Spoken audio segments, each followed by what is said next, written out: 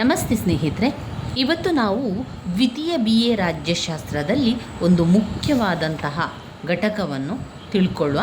ಅದರಲ್ಲಿ ಬರುವಂತಹ ಪಾಯಿಂಟ್ಸ್ಗಳನ್ನು, ಅದರಲ್ಲಿ ಬರುವಂತಹ ವಿವರಣೆಗಳನ್ನು ಕೂಡ ತಿಳ್ಕೊಳ್ಳುವ. ಘಟಕ 23, 24ರಲ್ಲಿ ಬರುವಂತಹ ಮುಖ್ಯವಾದ ಪ್ರಶ್ನೆಗಳು ಯಾವುದು ಅಂತ ನೋಡಿಕೊಂಡು ಅದನ್ನು ಓದ್ಕೊಳ್ಬೇಕು. ರಾಜ್ಯಶಾಸ್ತ್ರ, ಯಾರೆಲ್ಲ ರಾಜ್ಯಶಾಸ್ತ್ರವನ್ನು ಆಯ್ಕೆ ಮಾಡಿಕೊಂಡಿದ್ದೀರೋ ದ್ವಿತೀಯ BA ರಾಜ್ಯಶಾಸ್ತ್ರದಲ್ಲಿ ಈಗಾಗಲೇ ಪರೀಕ್ಷೆಗಳಲ್ಲಾಗಿರುವವರು ಮುಂದಿನ ಪರೀಕ್ಷೆಗೆ ತಯಾರಿಯನ್ನು ಮಾಡಿಕೊಳ್ಳುವಂಥದ್ದು. ಇನ್ನು ಬರುವಂತಹ ಪರೀಕ್ಷೆಗೆ, ರಾಜ್ಯಶಾಸ್ತ್ರ ಪರೀಕ್ಷೆಗೆ ಯಾರು ತಯಾರಿಯನ್ನು ಮಾಡಿಕೊಳ್ತಾ ಇದ್ದೀರಾ, ನಿಮಗೆ ಓದಬೇಕಾಗಿರುವಂತಹ ಮುಖ್ಯವಾದಂಥ ಪ್ರಶ್ನೆಗಳು ಯಾವುದು ಅಂತ ನಾನು ಈಗಾಗಲೇ ತಿಳಿಸ್ಕೊಟ್ಟಿದ್ದೇನೆ. ಅದರ ವಿಡಿಯೋವನ್ನು ಕೂಡ ಮಾಡಿದ್ದೇನೆ, ಅದು ಪ್ಲೇ ಲಿಸ್ಟಲ್ಲಿದೆ. ಅದನ್ನು ನೋಡಿಕೊಂಡು ಮುಖ್ಯವಾದ ಪ್ರಶ್ನೆಗೆ ಈ ರೀತಿಯಾಗಿ ಗುರುತನ್ನು ಹಾಕ್ಕೊಳ್ಳಿ. ಇಲ್ಲಿ ನೋಡಿ, ನಾನು ಗುರುತನ್ನು ಹಾಕ್ಕೊಂಡಿದ್ದೇನೆ. ನಾಗರಿಕ ಹಕ್ಕುಗಳ ಕರ್ತವ್ಯ, ಜಪಾನ್ ಸಂವಿಧಾನ ಲಕ್ಷಣ, ಆಮೇಲೆ ಜಪಾನ್ ಚಕ್ರವರ್ತಿ, ಜಪಾನ್ ಕಾರ್ಯಪಾತ್ರ, ಇದೆಲ್ಲ ಈ ರೀತಿ ಗುರುತನ್ನು ಹಾಕ್ಕೊಂಡಿರುವಂಥದ್ದನ್ನು ನಾನು ನಿಮಗೆ ಈಗಾಗಲೇ ವಿಡಿಯೋವನ್ನು ಮಾಡಿದ್ದೇನೆ. ಹಾಗೆ ಅದೆಲ್ಲ ಕೂಡ ಪ್ಲೇ ಲಿಸ್ಟಲ್ಲಿ ಇದೆ. ನೀವು ಅದನ್ನು ನೋಡಿಕೊಂಡು ಅದನ್ನು ತಯಾರಿಯನ್ನು ಮಾಡಿಕೊಳ್ಳಿ. ತುಂಬ ಜನ ಕೇಳ್ತಾ ಇದ್ರಿ ಯಾವ ರೀತಿ ಪರೀಕ್ಷೆಗೆ ತಯಾರಿಯನ್ನು ಮಾಡಿಕೊಳ್ಬೇಕು ಎನ್ನುವಂಥದ್ದು. ಪರೀಕ್ಷೆಗೆ ತಯಾರಿಯನ್ನು ಮಾಡಿಕೊಳ್ಳುವಂಥದ್ದು ಆರಂಭದಲ್ಲಿ ನಾವು ಮಾಡಬೇಕಾಗಿರುವಂಥದ್ದು ಗುರುತು ಹಾಕ್ಕೊಳ್ಳುವಂಥದ್ದು. ನೀವು ತಯಾರಿಯನ್ನು ಮಾಡುವ ಮೊದಲು ಹಳೆಯ ಪ್ರಶ್ನೆ ಪತ್ರಿಕೆಯಲ್ಲಿ ರಿಪೀಟಾಗಿ ಕೇಳಿರುವಂತಹ ಪ್ರಶ್ನೆಗಳನ್ನು ಗುರುತನ್ನು ಹಾಕ್ಕೊಳ್ಬೇಕು. ಅದಾದ ನಂತರ ಗುರುತನ್ನು ಹಾಕ್ಕೊಂಡ ನಂತರ ಯಾವುದು ತುಂಬ ಮುಖ್ಯವಾದ ಪ್ರಶ್ನೆ ಇದೆ ಅದನ್ನಷ್ಟೇ ನೋಡ್ಕೊಳ್ತಾ ಹೋಗುವಂಥದ್ದು. ಅದರಲ್ಲಿ ಬಂದಿರುವಂಥ ಪಾಯಿಂಟ್ಸ್ಗಳೇನು, ಆ ಪಾಯಿಂಟ್ಸ್ಗಳಲ್ಲಿ ಏನು ವಿವರಣೆ ಇದೆ ಎನ್ನುವಂಥದ್ದನ್ನು ನೀವು ನೋಡಿಕೊಂಡ್ರೆ ಸಾಕು. ಯಾಕಂದರೆ ಪರೀಕ್ಷೆಗೆ ಈಗ 2-3 ತಿಂಗಳು ಇದೆ ಅಂತಾದರೆ ನೀವು ಎಲ್ಲವನ್ನು ಓದ್ಕೊಂಡ್ರೆ ಅದು ನಮಗೆ ನೆನಪಲ್ಲಿ ಉಳಿಯುವುದಿಲ್ಲ. ನಾವು ತಯಾರಿಯನ್ನಷ್ಟೇ ಮಾಡುವಂಥದ್ದು. ತಯಾರಿಯನ್ನಷ್ಟೇ ಮಾಡಿಕೊಂಡ್ರೆ ನಂತರ ಪುನರಾವರ್ತನಾ ಅಭ್ಯಾಸವಾಗಿ ಮತ್ತೊಮ್ಮೆ ಓದ್ತಾ ನಮಗೆ ಎಲ್ಲವೂ ಕೂಡ ಪಾಯಿಂಟ್ಸ್ಗಳು ನೆನಪಲ್ಲಿ ಉಳಿಲಿಕ್ಕೆ ಸಹಾಯ ಆಗ್ತದೆ. ಇನ್ನು ಪಾಯಿಂಟ್ಸ್ ಬುಕ್ ಅಂತ ಮಾಡಿಕೊಂಡ್ರೆ ತುಂಬಾ ಒಳ್ಳೆಯದು. ಅದಕ್ಕೆ ನಾವು ಪಾಯಿಂಟ್ಸ್ ಬುಕ್ಕನ್ನು ಮಾಡಿಕೊಳ್ಬೇಕು. ಪಾಯಿಂಟ್ಸ್ ಬುಕ್ಕಲ್ಲಿ ಆ ಪ್ರಶ್ನೆಯ ಪಾಯಿಂಟ್ಸ್ಗಳನ್ನಷ್ಟೇ ಬರಿತಾ ಹೋಗುವಂಥದ್ದು, ವಿವರಣೆಯನ್ನು ಬರೀಲಿಕ್ಕಿಲ್ಲ. ಆ ವಿವರಣೆಯನ್ನು ಓದಬೇಕಾದ್ರೆ ಆ ಪಾಯಿಂಟ್ಸ್ ಒಮ್ಮೆ ಓದಿಕೊಂಡ ನಂತರ, ಕಲಿತಾದ ನಂತರ ನಾವು ಪಾಯಿಂಟ್ಸಲ್ಲಿ ಯಾವ ವಿವರಣೆ ಇದೆ ಎನ್ನುವಂಥದ್ದನ್ನು ಒಮ್ಮೆ ನಮ್ಮ ಟೆಕ್ಸ್ಟ್ ಬುಕ್ಕಲ್ಲಿರುವಂಥ ವಿವರಣೆಯನ್ನು ಓದ್ಕೊಳ್ಳುವಂಥದ್ದು.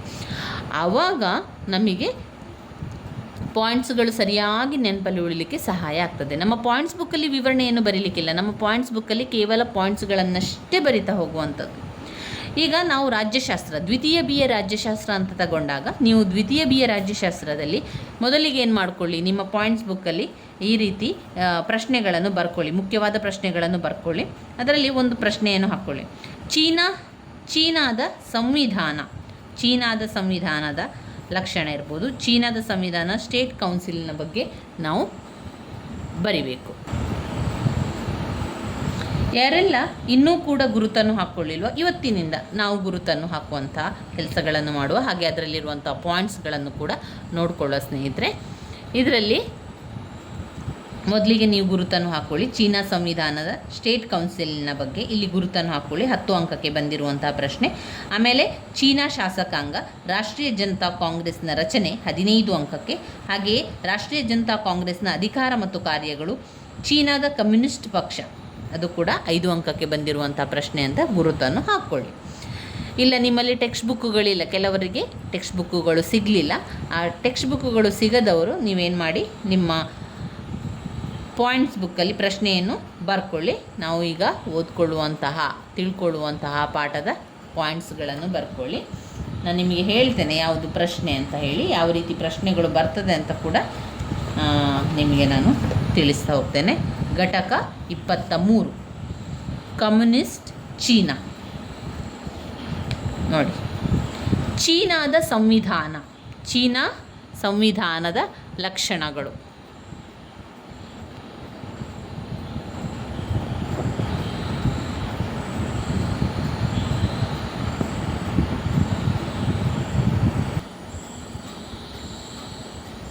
ದ್ವಿತೀಯ BA ರಾಜ್ಯಶಾಸ್ತ್ರದ ವಿದ್ಯಾರ್ಥಿಗಳೇ, ನೀವು ಮೊದಲಿಗೆ ನಿಮ್ಮ ಪಾಯಿಂಟ್ಸ್ ಬುಕ್ಕಲ್ಲಿ ಬರೆಯಿರಿ.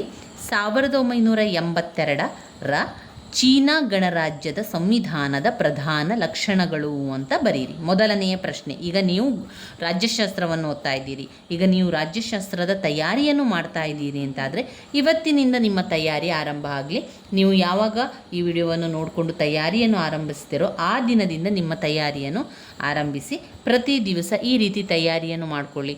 ಇದು ನೀವು ಕಲಿಯುವಂಥದ್ದಲ್ಲ. ತುಂಬ ಜನರ ಪ್ರಶ್ನೆ ಇರ್ಬೋದು, ಪರೀಕ್ಷೆಗೆ ಇನ್ನೂ 3-4 ತಿಂಗಳುಗಳಿದೆ, ನಾನು ಈಗಲೇ ಈ ಪಾಯಿಂಟ್ಸನ್ನು ಕಲಿತ್ರೆ ನನಗೆ ಪರೀಕ್ಷೆ ಸಮಯದಲ್ಲಿ ನೆನಪಿಗೆ ಬರ್ತದೆ ಎನ್ನುವಂಥದ್ದು. ಖಂಡಿತವಾಗಿಯೂ ಕೂಡ ನೀವು ಒಮ್ಮೆ ಆ ಪಾಯಿಂಟ್ಸನ್ನು ಕಲಿತುಕೊಂಡು ಮತ್ತೆ ಮತ್ತೆ ಪುನರಾವರ್ತನ ಅಭ್ಯಾಸವನ್ನು ಮಾಡ್ತಾಯಿದ್ರೆ ನಿಮಗೆ ಪರೀಕ್ಷೆ ಸಮಯದಲ್ಲಿ, ಪರೀಕ್ಷೆಯ ಹಿಂದಿನ ದಿವಸ ತುಂಬಾ ಸುಲಭ ಆಗ್ತದೆ. ಆದಷ್ಟು ಬೇಗ ಓದ್ಕೊಂಡು ಎಲ್ಲ ಪ್ರಶ್ನೆ ಕೂಡ ಉತ್ತರವನ್ನು ಬರೀಲಿಕ್ಕೆ ತುಂಬಾ ಸಹಾಯ ಆಗ್ತದೆ. ಯಾಕಂದರೆ ನಾನು ಕೂಡ ಅದೇ ರೀತಿ ತಯಾರಿಯನ್ನು ಮಾಡಿಕೊಂಡಿರುವಂಥದ್ದು. ನಾನು ಯಾವ ರೀತಿ ತಯಾರಿಯನ್ನು ಮಾಡಿಕೊಂಡಿದ್ದೇನೆ ಅದೇ ರೀತಿ ನಿಮಗೂ ಕೂಡ ನಾನು ತಿಳಿಸ್ಕೊಡುವಂಥದ್ದು. ನನಗೂ ಕೂಡ ಬೇರೆ ಕೆಲಸಗಳ ಜೊತೆಗೆ ನಾನು ಓದ್ಕೊಂಡು ತಯಾರಿಯನ್ನು ಮಾಡ್ಕೊಳ್ತಾ ಇದ್ದೆ. ಆರಂಭದ ದಿನಗಳಲ್ಲಿ ಅಂದರೆ ಪುಸ್ತಕಗಳು ಸಿಕ್ಕಿದಂತಹ ಸಮಯದಲ್ಲಿ ನಾವು 1 ಗಂಟೆಗಳ ಕಾಲ ಪರೀಕ್ಷೆಗೆ ತಯಾರಿಯನ್ನು ಮಾಡ್ಕೊಳ್ತಿದ್ದೆ. ಮೊದಲಿಗೆ ಏನು ಮಾಡ್ತಿದ್ದೆ ಅಂದರೆ ಈ ರೀತಿ ಗುರುತನ್ನು ಹಾಕ್ಕೊಳ್ಳುವಂಥದ್ದು, ಹಳೆಯ ಪ್ರಶ್ನೆ ಪತ್ರಿಕೆಗಳನ್ನು ನೋಡಿಕೊಳ್ಳುವಂಥದ್ದು, ಗುರುತು ಹಾಕ್ಕೊಳ್ಳುವಂಥದ್ದು, ಮುಖ್ಯವಾದ ಪ್ರಶ್ನೆ ಯಾವುದು ಅಂತ ನೋಡಿಕೊಳ್ಳುವಂಥದ್ದು, ಗುರುತು ಹಾಕ್ಕೊಳ್ಳುವಂಥದ್ದು. ಅದಾದ ನಂತರ ಆ ಪಾಯಿಂಟ್ಸ್ಗಳನ್ನೆಲ್ಲ ಕಲಿತಾ ಇದ್ದೆ. ಆ ಪಾಯಿಂಟ್ಸ್ಗಳು ಬರೀ ಪಾಯಿಂಟ್ಸ್ಗಳನ್ನಷ್ಟೇ ನೋಡ್ಕೊಳ್ತಾ ಇರುವಂಥದ್ದು. ಅದಾದ ನಂತರ ಆ ಪಾಯಿಂಟ್ಸ್ನಲ್ಲಿ ಏನು ವಿವರಣೆ ಇದೆ ಎನ್ನುವಂಥದ್ದು ಓದ್ತಾ ಹೋಗುವಂಥದ್ದನ್ನು ಮಾಡ್ತಾಯಿದ್ದೆ. ಉದಾಹರಣೆಗೆ ಈಗ ಚೀನಾ ಗಣರಾಜ್ಯದ ಸಂವಿಧಾನದ ಲಕ್ಷಣಗಳು ಅಥವಾ ಚೀನಾದ ಸಂವಿಧಾನದ ಲಕ್ಷಣಗಳು ಅಂತ ಬಂದಾಗ ನಾವು ಪಾಯಿಂಟ್ಸ್ಗಳನ್ನು ಯಾವ ರೀತಿ ಕಲಿಯೋದು? ಬರೀ ಪಾಯಿಂಟ್ಸನ್ನು ಮಾತ್ರ ಕಲಿಯುವಂಥದ್ದು. ಲಿಖಿತ ಸಂವಿಧಾನ, ಅನಮ್ಯ ಸಂವಿಧಾನ, ಏಕಾತ್ಮಕ ರಾಜ್ಯ, ಜನತೆಯಲ್ಲಿ ಅಧಿಕಾರ, ಸಮಾಜವಾದಿ ರಾಜ್ಯ, ಈ ರೀತಿಯ ಪಾಯಿಂಟ್ಸ್ಗಳನ್ನು ಕಲಿಯುವಂಥದ್ದು. ಎಷ್ಟು ಪಾಯಿಂಟ್ಸ್ಗಳಿದೆ ಅಂತ ನೋಡ್ಕೊಳ್ಬೇಕು. ಜನತೆಯ ಪ್ರಜಾಸತ್ತಾತ್ಮಕ ಸರ್ವಾಧಿಕಾರ, 7 ಪ್ರಜಾಸತ್ತಾತ್ಮಕ ಕೇಂದ್ರೀಕರಣ, 8 ಮೂಲಭೂತ ಹಕ್ಕುಗಳು ಮತ್ತು ಕರ್ತವ್ಯಗಳು,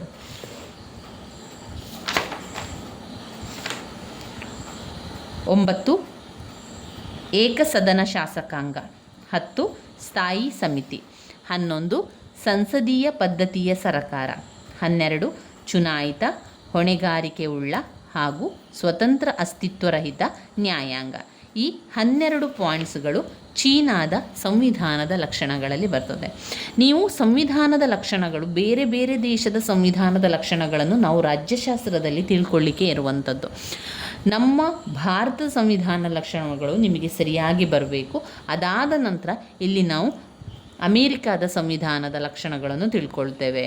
ಬ್ರಿಟನ್ ಸಂವಿಧಾನದ ಲಕ್ಷಣಗಳನ್ನು ತಿಳ್ಕೊಳ್ಳಿಕ್ಕಿದೆ, ಜಪಾನಿನ ಸಂವಿಧಾನದ ಲಕ್ಷಣಗಳನ್ನು ತಿಳ್ಕೊಳ್ಳಿಕ್ಕಿದೆ, ಚೀನಾದ ಸಂವಿಧಾನದ ಲಕ್ಷಣಗಳು. ಇವುಗಳಲ್ಲಿ ನೀವು ನೋಡಿದರೆ ಸಂವಿಧಾನದ ಲಕ್ಷಣಗಳು ಕೆಲವೊಂದು ಪಾಯಿಂಟ್ಸ್ಗಳು ಅದೇ ಪಾಯಿಂಟ್ಸ್ಗಳಿದೆ, ಇನ್ನು ಕೆಲವೊಂದಷ್ಟು ಪಾಯಿಂಟ್ಸ್ಗಳಲ್ಲಿ ಬದಲಾವಣೆಗಳಿದೆ ಹೊರತು ಎಲ್ಲವೂ ಕೂಡ ಸಂವಿಧಾನದ ಲಕ್ಷಣಗಳಲ್ಲಿ ಒಂದೇ ರೀತಿಯಲ್ಲಿರುವಂಥದ್ದನ್ನು ನೀವು ಕಾಣ್ಬೋದು. ಕೆಲವೊಂದು ಸಂವಿಧಾನಕ್ಕೆ ಅಂದರೆ ಈಗ ಉದಾಹರಣೆಗೆ ಬ್ರಿಟನ್ ಸಂವಿಧಾನಕ್ಕೆ ಸಂವಿಧಾನವು ಲಿಖಿತ ಸಂವಿಧಾನ. ಬ್ರಿಟನ್ ಸಂವಿಧಾನದಲ್ಲಿ ಮಾತ್ರ ಸಂವಿಧಾನವು ಅಲಿಖಿತ ಅಥವಾ ಬರೆದಿಡದ ಸಂವಿಧಾನ ಇರುವಂಥದ್ದು. ಬ್ರಿಟನ್ ಸಂವಿಧಾನದಲ್ಲಿ ಮಾತ್ರ ಸಂವಿಧಾನವು ಬರೀಲಿಕ್ಕೆ ಇಲ್ಲ, ಅಲ್ಲಿ ಅಲಿಖಿತವಾಗಿರ್ತದೆ. ಬರೆದಿಡದ ಸಂವಿಧಾನ ಇರುವಂಥದ್ದು ಬ್ರಿಟನ್ ಸಂವಿಧಾನದಲ್ಲಿ ಮಾತ್ರ. ಇನ್ನುಳಿದಂತಹ ಎಲ್ಲ ದೇಶಗಳ ಸಂವಿಧಾನದಲ್ಲಿಯೂ ಕೂಡ ಲಿಖಿತ ಸಂವಿಧಾನ, ಬರೆದಿಡುವಂತಹ ಸಂವಿಧಾನ ಇದೆ. ನಮ್ಮ ಭಾರತ ದೇಶದ ಸಂವಿಧಾನದಲ್ಲಿಯೂ ಕೂಡ ಲಿಖಿತವಾದಂತಹ, ಬರೆದಿಡುವಂತಹ ಸಂವಿಧಾನ ಇರುವಂಥದ್ದನ್ನು ಕಾಣ್ಬೋದು. ಇಲ್ಲಿ ನಾವು ಚೀನಾ ಗಣರಾಜ್ಯದ ಸಂವಿಧಾನದ ಲಕ್ಷಣಗಳನ್ನು ಮತ್ತೊಮ್ಮೆ ಪಾಯಿಂಟ್ಸ್ಗಳನ್ನು ಹೇಳ್ತಾ ಹೋಗ್ತಾನೆ, ನಂತರ ಅದರೊಳಗಿರುವಂತಹ ವಿವರಣೆಯನ್ನು ನಾವು ತಿಳ್ಕೊಳ್ಳೋಣ. ಲಿಖಿತ ಸಂವಿಧಾನ ನಿಮ್ಮ ಪಾಯಿಂಟ್ಸ್ ಬುಕ್ಕಲ್ಲಿ ಬರೀರಿ. ಪಾಯಿಂಟ್ಸ್ ಬುಕ್ಕಲ್ಲಿ ಬರಿಬೇಕಾದ್ರೆ ಹೇಳ್ತಾ ಬರೀರಿ. ಲಿಖಿತ ಸಂವಿಧಾನ. 2 ಅನಮ್ಯ ಸಂವಿಧಾನ. 3 ಏಕಾತ್ಮಕ ರಾಜ್ಯ. 4 ಜನತೆಯಲ್ಲಿ ಅಧಿಕಾರ. 5 ಸಮಾಜವಾದಿ ರಾಜ್ಯ. 6 ಜನತೆಯ ಪ್ರಜಾಸತ್ತಾತ್ಮಕ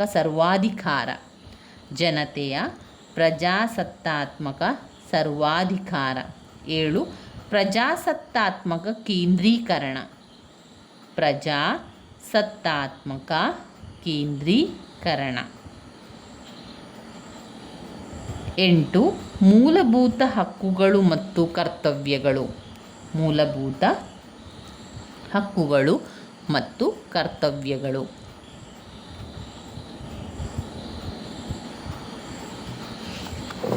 9 ಏಕಸದನ ಶಾಸಕಾಂಗ. ಏಕಸದನ ಶಾಸಕಾಂಗ. 10 ಸ್ಥಾಯಿ ಸಮಿತಿ. 10 ಸ್ಥಾಯಿ ಸಮಿತಿ. 11 ಸಂಸದೀಯ ಪದ್ಧತಿಯ ಸರಕಾರ. ಸಂಸದೀಯ ಪದ್ಧತಿಯ ಸರಕಾರ. 12 ಚುನಾಯಿತ, ಹೊಣೆಗಾರಿಕೆ ಉಳ್ಳ ಹಾಗೂ ಸ್ವತಂತ್ರ ಅಸ್ತಿತ್ವರಹಿತ ನ್ಯಾಯಾಂಗ. ಚುನಾಯಿತ, ಹೊಣೆಗಾರಿಕೆಯುಳ್ಳ ಹಾಗೂ ಸ್ವತಂತ್ರ ಅಸ್ತಿತ್ವ ರಹಿತ ನ್ಯಾಯಾಂಗ. ಈ ಪಾಯಿಂಟ್ಸ್ಗಳನ್ನು ಮೊದಲಿಗೆ ನಿಮ್ಮ ಪಾಯಿಂಟ್ಸ್ ಬುಕ್ಕಲ್ಲಿ ಬರೀರಿ. ಆರಂಭದಿಂದ ನೀವು ಪರೀಕ್ಷೆಗೆ ತಯಾರಿಯನ್ನು ಮಾಡ್ಕೊಳ್ತಾ ಇದ್ದೀರಿ ಅಂತಾದರೆ ನಿಮ್ಮ ಪಾಯಿಂಟ್ಸ್ ಬುಕ್ಕಲ್ಲಿ ಮೊದಲಿಗೆ ಈ ಪಾಯಿಂಟ್ಸ್ಗಳನ್ನು ಬರ್ಕೊಳ್ಳಿ. ಪಾಯಿಂಟ್ಸ್ ಬರೆದ ನಂತರ ಏನು, ಇದೇ ರೀತಿ ಎಲ್ಲ ಪ್ರಶ್ನೆಗಳನ್ನು ಬರೆಯುವಂಥದ್ದು, ಪಾಯಿಂಟ್ಸನ್ನು ಮಾತ್ರ ಬರೆಯುವಂಥದ್ದು. ಇದು ನಿಮ್ಮ ಮೊದಲ ಪರೀಕ್ಷೆಯ ತಯಾರಿ. ಇಲ್ಲಿ ನೀವು ಬೇರೆ ಏನು ಕೂಡ ಮಾಡಲಿಕ್ಕಿಲ್ಲ, ಬರೀ ಪಾಯಿಂಟ್ಸನ್ನು ಬರೀರಿ. ಪಾಯಿಂಟ್ಸನ್ನು ಬರೀರಿ, ಆ ಪಾಯಿಂಟ್ಸನ್ನು ಬಾಯ್ಪಾಠ ಮಾಡ್ಕೊಳ್ಳಿ. ಆ ಕ್ಷಣಕ್ಕೆ ಬಾಯ್ಪಾಠವನ್ನು ಮಾಡ್ಕೊಳ್ಳಿ. ಅಂದರೆ ಈಗ ನೀವು ಚೀನಾ ಸಂವಿಧಾನದ ಲಕ್ಷಣಗಳು ಅಂತ ಈ ಒಂದು 12 ಪಾಯಿಂಟ್ಸ್ಗಳನ್ನು ಬರಿತೀರಿ.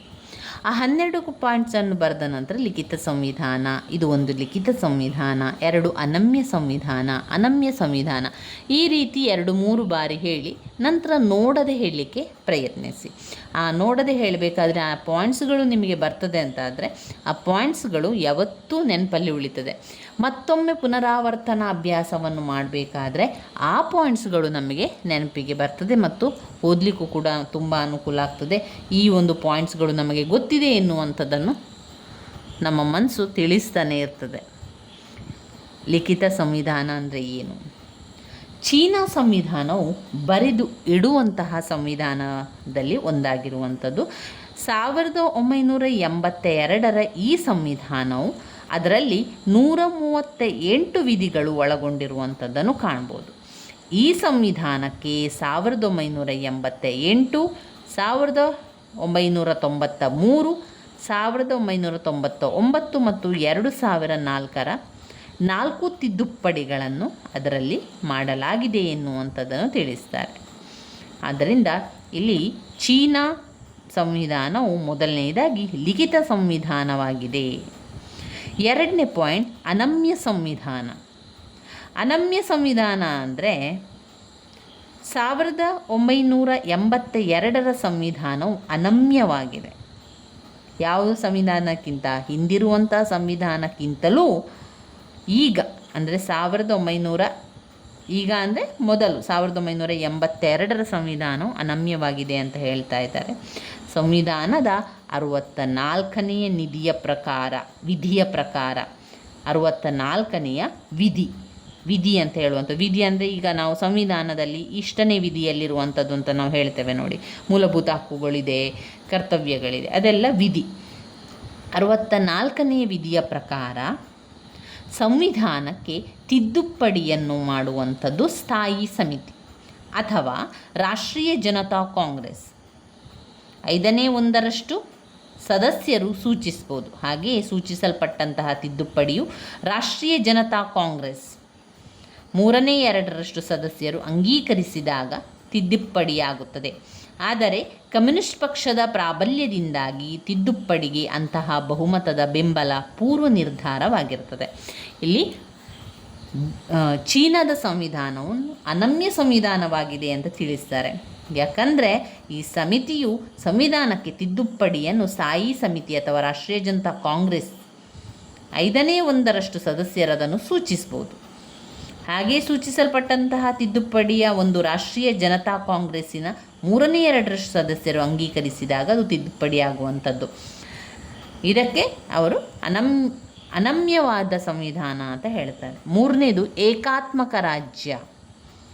ಚೀನಾ ಗಣರಾಜ್ಯವು ಏಕಾತ್ಮಕ ರಾಜ್ಯವನ್ನು ಹೊಂದಿರುವಂಥದ್ದು. ಇದು ಜನಾಂಗಗಳ ಅಥವಾ ಬಹುರಾಷ್ಟ್ರೀಯತೆಯಿಂದ ಕೂಡಿದಂತಹ ಏಕಾತ್ಮಕ ರಾಜ್ಯ. ಅದನ್ನು ಭಾರತ ಅಥವಾ ಕೆನಡಾ ಅಮೇರಿಕಾ ಕೆನಡಾ ಮಾದರಿಯಂತೆ ಸ್ವಾಯತ್ತತೆಯ ರಾಜ್ಯಗಳನ್ನಾಗಿ ಅಥವಾ ಪ್ರಾಂತ್ಯಗಳಾಗಿ ವಿಭಜಿಸಿಲ್ಲ. ಸೀಮಿತ ಸ್ವಾಯತ್ತತೆಯುಳ್ಳ ಪ್ರಾಂತ್ಯಗಳಿಂದ ಕೂಡಿದ ಒಂದು ಬಲಿಷ್ಠ ಕೇಂದ್ರ ಸರ್ಕಾರವನ್ನು ಸ್ಥಾಪಿಸಲಾಗಿದೆ. ಆಡಳಿತದ ಅನುಕೂಲಕ್ಕಾಗಿ ಚೀನಾವನ್ನು 23 ಪ್ರಾಂತ್ಯಗಳಾಗಿ, 5 ಸ್ವಾಯತ್ತತೆ ಪ್ರದೇಶಗಳಾಗಿ, 4 ಮುನ್ಸಿಪಾಲಿಟಿಗಳನ್ನಾಗಿ ವಿಭಜನೆ ಮಾಡಲಾಗಿದೆ. ಇದೆಲ್ಲವೂ ಕೇಂದ್ರ ಸರ್ಕಾರದ ಏಜೆಂಟ್ಸ್ಗಳಂತೆ ಕಾರ್ಯನಿರ್ವಹಿಸುತ್ತದೆ. ಆದ್ದರಿಂದ ಚೀನಾ ಏಕಾತ್ಮಕ ರಾಜ್ಯವಾಗಿದೆ ಅಂತ ಇಲ್ಲಿ ಅವರು ತಿಳಿಸುವಂಥದ್ದು. ಇನ್ನು ಜನತೆಯಲ್ಲಿ ಅಧಿಕಾರ. ಚೀನಾದಲ್ಲಿ ಸಮಸ್ತ ಅಧಿಕಾರವು ಜನತೆಗೆ ಸೇರಿದ್ದಾಗಿರುತ್ತದೆ. ಇದು ಸಂವಿಧಾನ ಘೋಷಿಸುತ್ತದೆ. ಈ ಅಧಿಕಾರವನ್ನು ಏಕಸದನ ಶಾಸಕಾಂಗವಾದ ರಾಷ್ಟ್ರೀಯ ಜನತಾ ಕಾಂಗ್ರೆಸ್ ಮತ್ತು ಸ್ಥಳೀಯ ಜನತಾ ಕಾಂಗ್ರೆಸ್ನ ಮೂಲಕ ಚಲಾಯಿಸಲಾಗುತ್ತದೆ. ರಾಜ್ಯಾಧಿಕಾರದ ಎಲ್ಲ ಅಂಗಗಳು ಜನತೆಯೊಂದಿಗೆ ನಿಕಟ ಸಂಪರ್ಕ ಹೊಂದಿ ಅವರ ಅಭಿಪ್ರಾಯವನ್ನು ಆಲಿಸಿ ಅವರ ಮೇಲ್ವಿಚಾರಣೆಯಲ್ಲಿ ಕಾರ್ಯನಿರ್ವಹಿಸಬೇಕಾಗಿದೆ. ಇನ್ನು 5ನೇ ಪಾಯಿಂಟ್, ಸಮಾಜವಾದಿ ರಾಜ್ಯ. 1982ರ ಸಂವಿಧಾನವು ಕಾರ್ಲ್ ಮಾರ್ಕ್ಸ್, ಏಂಜೆಲ್ಸ್, ಲೆನಿನ್ ಪ್ರತಿಪಾದಿಸಿದ ಹಾಗೂ ಮಾವೋ ಅರ್ಥೈಸಿದ ಸಮತಾವಾದ ತತ್ವವನ್ನು ಆಧರಿಸಿದೆ.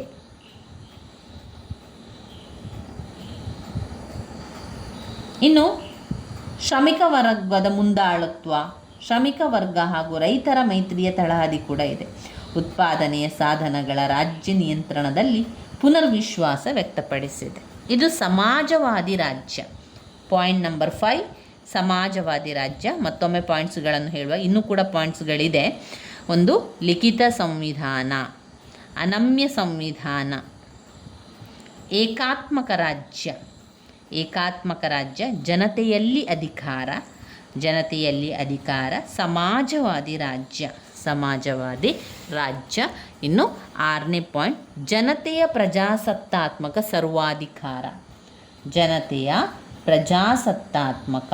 ಸರ್ವಾಧಿಕಾರ. ಚೀನಾದಲ್ಲಿರುವಂತಹ ಗಣರಾಜ್ಯದ ಅಧ್ಯಕ್ಷರು ಕೇವಲ ನಾಮಮಾತ್ರದಲ್ಲಿರುವಂತಹ ಮುಖ್ಯಸ್ಥರಾಗಿದ್ದು ಔಪಚಾರಿಕ ಕಾರ್ಯಗಳನ್ನು ನಿರ್ವಹಿಸುತ್ತಾನೆ. ಪ್ರಧಾನಮಂತ್ರಿಯ ಮುಖಂಡತ್ವದ ರಾಜ್ಯ ಪರಿಷತ್ತು ನೈಜ ಕಾರ್ಯಾಂಗವಾಗಿದೆ. ರಾಜ್ಯ ಪರಿಷತ್ತು ರಾಷ್ಟ್ರೀಯ ಜನತಾ ಕಾಂಗ್ರೆಸ್ಸಿಗೆ ಜವಾಬ್ದಾರಿಯಾಗಿರುತ್ತದೆ. ಶಾಸಕಾಂಗದ ಸದಸ್ಯರು ಚುನಾಯಿತ ಸಭೆಯಾಗಿರುವಂಥದ್ದು. ಎಲ್ಲ ಅಂಶಗಳೇನಾಗಿದೆ, ಚೀನಾದ ರಾಜ್ಯ ವ್ಯವಸ್ಥೆಯ ಪ್ರಜಾಸತ್ತಾತ್ಮಕ ಸ್ವರೂಪವನ್ನು ಪ್ರತಿಫಲಿಸ್ತದೆ.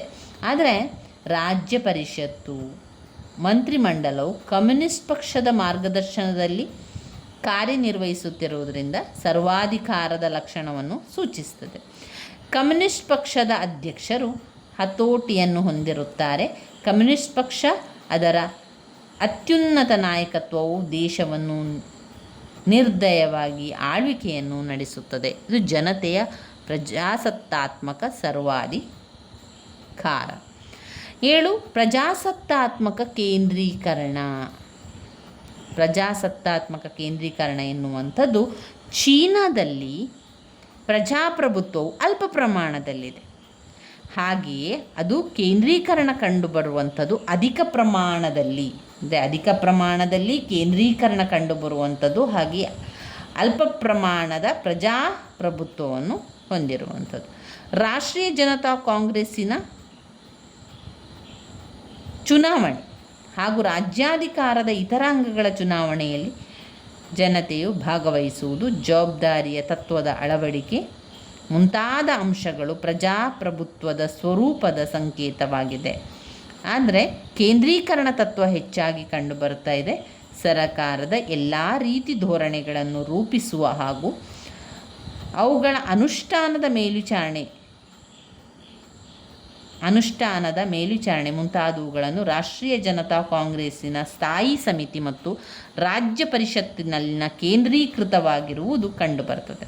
ಸರಕಾರದ ಎಲ್ಲ ಹಂತಗಳಲ್ಲಿ ಕಮ್ಯುನಿಸ್ಟ್ ಪಕ್ಷ ಆಡಳಿತ ನಡೆಸುತ್ತದೆ. ಹೀಗೆ ಎಲ್ಲ ಹಂತಗಳಲ್ಲಿ ಪ್ರಜಾಸತ್ತಾತ್ಮಕವಾಗಿ ಜನರು ಭಾಗವಹಿಸುವಿಕೆ ಮತ್ತು ನೀತಿ ನಿರೂಪಣೆ ಹಾಗೂ ಅದರ ಅನುಷ್ಠಾನದ ಕೇಂದ್ರೀಕರಣದ ಸಂಯೋಜನೆಯನ್ನು ಪ್ರಜಾಸತ್ತಾತ್ಮಕ ಕೇಂದ್ರೀಕರಣ ಎಂದು ಕರೆಯಲಾಗ್ತದೆ. ಇನ್ನು 8ನೇ ಪಾಯಿಂಟ್ ನೋಡಿದರೆ ಮೂಲಭೂತ ಹಕ್ಕುಗಳು ಮತ್ತು ಕರ್ತವ್ಯಗಳು. ಈ ಮೂಲಭೂತ ಹಕ್ಕುಗಳು ಮತ್ತು ಕರ್ತವ್ಯಗಳು ಚೀನಾದ ಮೂಲಭೂತ ಹಕ್ಕುಗಳು ಮತ್ತು ಕರ್ತವ್ಯಗಳು. ಚೀನಾ ಮೂಲಭೂತ ಹಕ್ಕುಗಳು ಮತ್ತು ಕರ್ತವ್ಯಗಳಿರ್ಬೋದು, ಬೇರೆ ಯಾವುದೇ ದೇಶದ ಕರ್ತವ್ಯಗಳಿರ್ಬೋದು, ನಮ್ಮ ಭಾರತ ದೇಶದ ಹಕ್ಕುಗಳು ಮತ್ತು ಕರ್ತವ್ಯಗಳು ಅಂತ ಬಂದಾಗ ಎಲ್ಲವೂ ಕೂಡ ಸಮಾನವಾಗಿ ಒಂದೇ ರೀತಿಯಲ್ಲಿ, ಅಂದರೆ ಕೆಲವೊಂದಷ್ಟು ಮಾತ್ರ ಬದಲಾವಣೆಗಳಿರುವಂಥದ್ದು, ಮತ್ತೆಲ್ಲ ಪಾಯಿಂಟ್ಸ್ಗಳು ಯಾವಾಗಲೂ ಒಂದೇ ರೀತಿಯಲ್ಲಿರುವಂಥದ್ದನ್ನು ಕಾಣ್ಬೋದು. ಚೀನಾ ನಾಗರಿಕರ ಮೂಲಭೂತ ಹಕ್ಕುಗಳು ಸಮಾನತೆಯ ಹಕ್ಕು, ಸ್ವಾತಂತ್ರ್ಯದ ಹಕ್ಕು, ಧಾರ್ಮಿಕ ಸ್ವಾತಂತ್ರ್ಯದ ಹಕ್ಕು, ವೈಯಕ್ತಿಕ ಹಕ್ಕು, ಪತ್ರ ವ್ಯವಹಾರದ ಗೌಪ್ಯತೆ, ವಿಶ್ರಾಂತಿ ಮತ್ತು ಬಿಡುವಿನ ವೇಳೆಯ ಹಕ್ಕು. ಇವಿಷ್ಟು ಮೂಲಭೂತ ಹಕ್ಕುಗಳಲ್ಲಿ ಕಂಡುಬರುವಂಥದ್ದು. ಮತ್ತೊಮ್ಮೆ ಮೂಲಭೂತ ಹಕ್ಕುಗಳನ್ನು ನೋಡ್ತಾ ಹೋಗುವ. ಸಮಾನತೆಯ ಹಕ್ಕು ಅಂದರೆ ಎಲ್ಲರೂ ಕೂಡ ಸಮಾನರು, ಕಾನೂನಿನ ಎದುರು ಎಲ್ಲ ನಾಗರಿಕರು ಕೂಡ ಸಮಾನರು. ರಾಷ್ಟ್ರೀಯತೆ, ಕುಲ, ಶಿಕ್ಷಣ, ಆಸ್ತಿ ಆಧಾರದ ಸ್ಥಾನಮಾನ ಮುಂತಾದವುಗಳ ಆಧಾರದ ಮೇಲೆ ತಾರತಮ್ಯವನ್ನು ಕಲ್ಪಿಸಲಾಗುವುದಿಲ್ಲ. ಅಂದರೆ ಎಲ್ಲರಿಗೂ ಕೂಡ ಸಮಾನತೆ ಹಕ್ಕನ್ನು ಒದಗಿಸಿಕೊಡುವಂಥದ್ದು, ಎಲ್ಲ ವಿಚಾರಗಳಲ್ಲೂ ಕೂಡ ಸಮಾನತೆ ಮಾಡುವಂಥದ್ದಿದೆಯಲ್ಲ, ಅದು ಸಮಾನವಾಗಿ ಇರುವಂಥದ್ದು ಸಮಾನತೆಯ ಹಕ್ಕು ಮಾಡ್ತದೆ. ಇನ್ನು ಸ್ವಾತಂತ್ರ್ಯದ ಹಕ್ಕು ಸಂವಿಧಾನದ 335 ಸ್ವಾತಂತ್ರ್ಯದ ಹಕ್ಕು 35, ಸಂವಿಧಾನದ 35ನೇ ವಿಧಿಯು ವಾಕ್, ಪತ್ರಿಕೆ, ಸಭೆ, ಸಂಘ ಮುಂತಾದ ಸ್ವಾತಂತ್ರ್ಯವನ್ನು ನೀಡುತ್ತದೆ. ಧಾರ್ಮಿಕ ಸ್ವಾತಂತ್ರ್ಯದ ಹಕ್ಕು, ಧಾರ್ಮಿಕ ನಂಬಿಕೆಯ ಹಕ್ಕನ್ನು 36ನೇ ವಿಧಿ ನೀಡುತ್ತದೆ. ಯಾವುದೇ ಧರ್ಮದಲ್ಲಿ ನಂಬಿಕೆ ವ್ಯಕ್ತಪಡಿಸುವಂತೆ ಅಥವಾ ವ್ಯಕ್ತಪಡಿಸದಿರುವಂತೆ ಸರ್ಕಾರವು ಒತ್ತಾಯಿಸಬಾರದು. ವೈಯಕ್ತಿಕ ಸ್ವಾತಂತ್ರ್ಯದ ಉಲ್ಲಂಘನೆಗೆ ಅವಕಾಶವಿರುವುದಿಲ್ಲ. ಇದರ ಪ್ರಕಾರ ಜನತಾ ನ್ಯಾಯಾಲಯ, ಜನತಾ ದಂಡಾಧಿಕಾರ, ನಿರ್ದೇಶನಾಲಯದ ಸಮ್ಮತಿ ಇಲ್ಲದೆ ಯಾರನ್ನು ಕೂಡ ಬಂಧಿಸಲು ಅವಕಾಶವಿರುವುದಿಲ್ಲ. ಪತ್ರವ್ಯವಹಾರದ ಗೌಪ್ಯತೆ, ಕಾನೂನು ಪತ್ರವ್ಯವಹಾರದ ಗೌಪ್ಯತೆಗೆ ಅವಕಾಶವನ್ನು ಕಲ್ಪಿಸುತ್ತದೆ. ವಿಶ್ರಾಂತಿ ಮತ್ತು ಬಿಡುವಿನ ವೇಳೆಯ ಹಕ್ಕು,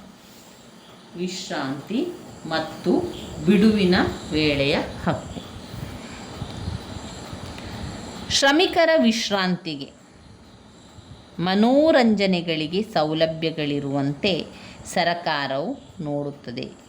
ಕೆಲಸದ ಅವಧಿಯನ್ನು ನಿಗದಿಪಡಿಸುವುದು. ಈ ಹಕ್ಕುಗಳಲ್ಲದೆ ಇನ್ನೂ ಇತರ ಹಕ್ಕುಗಳನ್ನು ಚೀನಾ ಸಂವಿಧಾನ ತನ್ನ ನಾಗರಿಕರಿಗೆ ನೀಡಿದೆ. ಈ ಹಕ್ಕುಗಳನ್ನು ನೋಡಿದಾಗ ನಿಜವಾದ ಪ್ರಜಾಪ್ರಭುತ್ವ ಅಸ್ತಿತ್ವದಲ್ಲಿದೆ ಎಂದು ಅನಿಸುತ್ತದೆ. ಆದರೆ ನಾಗರಿಕರು ಕಮ್ಯುನಿಸ್ಟ್ ಪಕ್ಷಕ್ಕೆ ನೀಡುವ ಬೆಂಬಲ ಹಕ್ಕುಗಳ ಲಭ್ಯತೆಯನ್ನು ಆಧರಿಸಿದೆ. ಹಾಗೆಯೇ ಚೀನಾ ಕಮ್ಯುನಿಸ್ಟ್ ಪಕ್ಷದ ಧ್ಯೇಯ ಧೋರಣೆ ಆಗಿರ್ಬೋದು, ಇತರ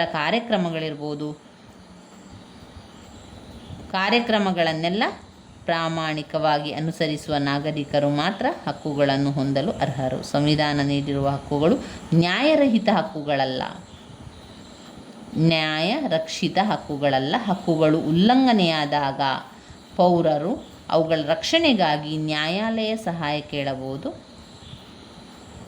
ಸರಕಾರದ ಯಾವುದೇ ಕಾನೂನನ್ನು ಸಂವಿಧಾನ ಬಾಹಿರವೆಂದು ಘೋಷಿಸುವ ಅಧಿಕಾರ ಅಲ್ಲಿಯ ನ್ಯಾಯಾಲಯಕ್ಕೆ ಇರುವುದಿಲ್ಲ. ಇದರಿಂದಾಗಿ ಹಕ್ಕುಗಳ ಲಭ್ಯತೆ ಸರಕಾರದ ಇಚ್ಛೆಯನ್ನು ಅವಲಂಬಿಸಿರುತ್ತದೆ ಎಂದು ಹೇಳ್ಬೋದು. ಚೀನಾ ಸಂವಿಧಾನ ಹಕ್ಕುಗಳನ್ನು ನೀಡಿರುವುದರ ಜೊತೆಗೆ ಕೆಲವು ಕರ್ತವ್ಯಗಳನ್ನು ಕೂಡ ಪೌರರು ನಿರ್ವಹಿಸಬೇಕು ಎಂದು ತಿಳಿಸುವಂಥದ್ದು. ಚೀನಾದಲ್ಲಿ ಹಕ್ಕು ಕರ್ತವ್ಯಗಳು ಒಂದೇ ನಾಣ್ಯದ ಎರಡು ಮುಖಗಳಿರುವಂತೆ ಹಕ್ಕುಗಳಿರುವಷ್ಟೇ ಪ್ರಾಮುಖ್ಯತೆಯನ್ನು ಕರ್ತವ್ಯಗಳಿಗೆ ಇದೆ. ಕರ್ತವ್ಯಗಳನ್ನು ಹಕ್ಕುಗಳಿಂದ ಬೇರ್ಪಡಿಸಲು ಸಾಧ್ಯವಿರುವುದಿಲ್ಲ. ಸಂವಿಧಾನದ ಹೇಳುವ ಪ್ರಮುಖ ಕರ್ತವ್ಯಗಳು ಈ ರೀತಿಯಾಗಿ ಕಾಣ್ಬೋದು. ಒಟ್ಟು 7, ಮುಖ್ಯವಾಗಿ ಅದರಲ್ಲಿ 7 ಕರ್ತವ್ಯಗಳನ್ನು ನಾವು ನೋಡ್ತೇವೆ. ಏನೆಲ್ಲ ಕರ್ತವ್ಯಗಳಿದೆ? ದೇಶದ ಐಕ್ಯತೆ ಮತ್ತು ಒಗ್ಗಟ್ಟನ್ನು ಕಾಪಾಡಿಕೊಂಡು ಬರುವುದು. ದೇಶದ ಐಕ್ಯತೆ ಮತ್ತು ಒಗ್ಗಟ್ಟನ್ನು ಕಾಪಾಡಿಕೊಂಡು ಬರುವುದು ಚೀನಿ ಪೌರನ ಪ್ರಥಮ ಕರ್ತವ್ಯವಾಗಿದೆ. ಸಂವಿಧಾನ ಮತ್ತು ಕಾನೂನಿಗೆ ವಿಧೇಯತೆಯನ್ನು ತೋರಿಸುವುದು. ಸಾರ್ವಜನಿಕ ಆಸ್ತಿಗೆ ಹಾನಿಯಾಗದಂತೆ ರಕ್ಷಿಸಿಕೊಂಡು ಬರುವುದು. 4, ತೆರಿಗೆ ಪಾವತಿಸುವುದು. 5, ಸಾರ್ವಜನಿಕ ವ್ಯವಸ್ಥೆ ಶಾಂತಿ ಕಾಪಾಡುವುದು. 6, ರಾಷ್ಟ್ರದ ರಕ್ಷಣೆಗಾಗಿ ಮಿಲಿಟರಿ ಸೇವೆ ಸಲ್ಲಿಸಬೇಕು. ರಾಷ್ಟ್ರದ ರಕ್ಷಣೆಗಾಗಿ ಮಿಲಿಟರಿ ಸೇವೆ ಸಲ್ಲಿಸಬೇಕು. 7, ಕುಟುಂಬದ ಯೋಜನೆಯನ್ನು ಪಾಲಿಸುವುದು. ಕುಟುಂಬದ ಯೋಜನೆಯನ್ನು ಪಾಲಿಸುವುದು. ಚೀನಾದ ನಾಗರಿಕನ ಕರ್ತವ್ಯಗಳ ಬಗ್ಗೆ ಹೇಳುವುದಾಗ ಸಂವಿಧಾನವು ನಾಗರಿಕನ ವೈಯಕ್ತಿಕ ಹಿತಾಸಕ್ತಿಗಿಂತ ಸಾಮೂಹಿಕ ಹಿತಾಸಕ್ತಿಗೆ ಹೆಚ್ಚಿನ ಪ್ರಾಮುಖ್ಯತೆಯನ್ನು ನೀಡುತ್ತದೆ. 9ನೇ ಪಾಯಿಂಟ್, ಏಕಸದನ ಶಾಸಕಾಂಗ. ಏಕಸದನ ಶಾಸಕಾಂಗ ಅಂತ ಹೇಳಿದರೆ, ಈ ಚೀನಾದ ಸಂವಿಧಾನವು ಶಾಸಕಾಂಗಗಳಲ್ಲಿ ದ್ವಿಸದನ, ಏಕಸದನ ಅಂತೆಲ್ಲ ಇದೆ ಅಲ್ವಾ. ಅದರಲ್ಲಿ ಈ ಚೀನಾ ಸಂವಿಧಾನವು ಏಕಸದನ ಶಾಸಕಾಂಗದಿಂದ ಕೂಡಿದೆ. ಆ ರೀತಿಯಾಗಿ ಸ್ಥಾಪನೆಯಾಗಿರುವಂಥದ್ದು ನ್ಯಾಷನಲ್ ಪೀಪಲ್ ಕಾಂಗ್ರೆಸ್, ರಾಷ್ಟ್ರೀಯ ಜನತಾ ಕಾಂಗ್ರೆಸ್ ಎಂದು ಕರೆಯಲ್ಪಡುವ ಇದು 2985 ಸದಸ್ಯರನ್ನು ಹೊಂದಿದೆ. ಇದರ ಅಧಿಕಾರಾವಧಿ 5 ವರ್ಷಗಳು. ಇನ್ನು 10ನೇ ಪಾಯಿಂಟ್ಗಳು, ಸ್ಥಾಯಿ ಸಮಿತಿ, ಸ್ಟ್ಯಾಂಡಿಂಗ್ ಕಮಿಟಿ. ಸ್ಥಾಯಿ ಸಮಿತಿ, ರಾಷ್ಟ್ರೀಯ ಜನತಾ ಕಾಂಗ್ರೆಸ್ನ ಸ್ಥಾಯಿ ಸಮಿತಿ ಒಂದು ಪುಟ್ಟ ಶಾಸಕಾಂಗವಾದಂತೆ ಇದು ಕಾಂಗ್ರೆಸ್ಸಿನ ಶಾಶ್ವತ ಅಂಗವಾಗಿದೆ. ಸ್ಥಾಯಿ ಸಮಿತಿ ಕಾಂಗ್ರೆಸ್ಸಿನ ಸೃಷ್ಟಿಯಾಗಿರುವುದರಿಂದ ಸಂವಿಧಾನಿಕವಾಗಿ ಇದು ತಾನು ಕೈಗೊಂಡ ಎಲ್ಲ ಕ್ರಮದ ಬಗ್ಗೆ ಯಾರಿಗೆ ವರದಿ ಸಲ್ಲಿಸ್ತದೆ? ಕಾಂಗ್ರೆಸ್ಗೆ. ಯಾಕಂದರೆ ಕಾಂಗ್ರೆಸ್ ಕೆಲಸವನ್ನು ಅದು ಮಾಡುವಂಥದ್ದು. ಕಾಂಗ್ರೆಸ್ನ ಸ್ಥಾಯಿ ಸಮಿತಿ ಒಂದು ಪುಟ್ಟ ಶಾಸಕಾಂಗ ಅಂತ ಹೇಳ್ಬೋದು. ಇದು ಶಾಶ್ವತವಾದ ಅಂಗ ಕೂಡ ಆಗಿರುವಂಥದ್ದು. ಸಂವಿಧಾನಿಕವಾಗಿ ಇದು ನಾವು ಕೈಗೊಂಡ ಎಲ್ಲ ಕ್ರಮಗಳ ಬಗ್ಗೆ ಕಾಂಗ್ರೆಸ್ಸಿಗೆ ವರದಿಯನ್ನು ಕೂಡ ಕೊಡಬೇಕು ಹಾಗೂ ಕಾಂಗ್ರೆಸ್ಸಿಗೆ ಹೊಣೆಯಾಗಿರುತ್ತದೆ. ರಾಷ್ಟ್ರೀಯ ಜನತಾ ಕಾಂಗ್ರೆಸ್ ಅಧಿವೇಶನದಲ್ಲಿ ಇಲ್ಲದಿದ್ದಾಗ, ರಾಷ್ಟ್ರೀಯ ಜನತಾ ಕಾಂಗ್ರೆಸ್ ಆ ಒಂದು ಅಧಿವೇಶನದಲ್ಲಿ ಇಲ್ಲದಿದ್ದಾಗ ಏನಾಗ್ತದೆ, ಅದರ ಕಾರ್ಯಗಳನ್ನು ಈ ಸ್ಥಾಯಿ ಸಮಿತಿ ಎಲ್ಲವನ್ನು ಕೂಡ ಮಾಡುವಂಥದ್ದು ಸ್ಥಾಯಿ ಸಮಿತಿ ಆಗಿರುವಂಥದ್ದು. ಇನ್ನು 11ನೇ ಪಾಯಿಂಟನ್ನು ನೋಡಿದೆ, ಸಂಸದೀಯ ಪದ್ಧತಿಯ ಸರಕಾರ. ಸಂಸದೀಯ ಪದ್ಧತಿಯ ಸರಕಾರ. ಸಂವಿಧಾನ ಸಂಸದೀಯ ಪದ್ಧತಿಯ ಸರಕಾರ ಸ್ಥಾಪಿಸಿದೆ. ಇಲ್ಲಿನ ರಾಜ್ಯ ಸಮಿತಿಯನ್ನು ಸಂಸದೀಯ ಪ್ರಜಾಪ್ರಭುತ್ವದ ಸಚಿವ ಸಂಪುಟಕ್ಕೆ ಹೋಲಿಸ್ಬೋದು. ಪ್ರಜಾಪ್ರಭುತ್ವದ ಸಚಿವ ಸಂಪುಟಕ್ಕೆ ಹೋಲಿಸಬಹುದು. ನ್ಯಾಷನಲ್ ಪೀಪಲ್ಸ್ ಕಾಂಗ್ರೆಸ್ ಪ್ರಧಾನಿಯ ಆಯ್ಕೆಯ ನಿರ್ಧಾರವನ್ನು ಮಾಡ್ತದೆ. ರಾಜ್ಯ ಸಮಿತಿ ಕಾಂಗ್ರೆಸ್ಸಿಗೆ ಹೊಣೆಯಾಗಿರುತ್ತದೆ ಹಾಗೂ ತನ್ನ ಕಾರ್ಯನಿರ್ವಹಣೆಯ ಬಗ್ಗೆ ವರದಿ ಸಲ್ಲಿಸಬೇಕು. ಚುನಾಯಿತ, ಹೊಣೆಗಾರಿಕೆಯುಳ್ಳ ಹಾಗೂ ಸ್ವತಂತ್ರ ಅಸ್ತಿತ್ವರಹಿತ ನ್ಯಾಯಾಂಗ. ವಿವಿಧ ಸ್ತರಗಳಲ್ಲಿ ನ್ಯಾಯಾಲಯಗಳನ್ನು ಸ್ಥಾಪಿಸಲಾಗಿದೆಯಾದರೂ ಸರಕಾರದ ಅಂಗದಂತೆ ಕಾರ್ಯನಿರ್ವಹಿಸುತ್ತದೆ. ನ್ಯಾಯಾಧೀಶರು ಕಾಂಗ್ರೆಸ್ಸಿನಿಂದ ಚುನಾಯಿಸಲ್ಪಡುತ್ತಿದ್ದು ಅವರು ಕಾಂಗ್ರೆಸ್ಸಿಗೆ ಹೊಣೆಯಾಗಿರ್ತಾರೆ. ಅಷ್ಟೇ ಅಲ್ಲದೆ ಕಾಂಗ್ರೆಸ್ ಬಯಸುವವರೆಗೆ ಅವರು ಅಧಿಕಾರದಲ್ಲಿ ಮುಂದುವರಿಯುತ್ತಾರೆ. ಚೀನಾ ಗಣರಾಜ್ಯದಲ್ಲಿ ನ್ಯಾಯಿಕ ಪುನರ್ವಿಮರ್ಶೆಗೆ ಅವಕಾಶವಿಲ್ಲ. ಕಾಂಗ್ರೆಸ್ ಅಂಗೀಕರಿಸಿದ ಯಾವುದೇ ಕಾನೂನು ಸಂವಿಧಾನ ಬಾಹಿರವೆಂದು ಸುಪ್ರೀಂ ಕೋರ್ಟ್ ಘೋಷಿಸಲಾರದು. ಇವಿಷ್ಟು ವಿಚಾರಗಳು ನಮ್ಮ ಚೀನಾ ಸಂವಿಧಾನದ ಲಕ್ಷಣಗಳು. 1982ರ ಚೀನಾ ಗಣರಾಜ್ಯದ ಸಂವಿಧಾನದ ಪ್ರಧಾನ ಲಕ್ಷಣಗಳಾಗಿರುವಂಥದ್ದು.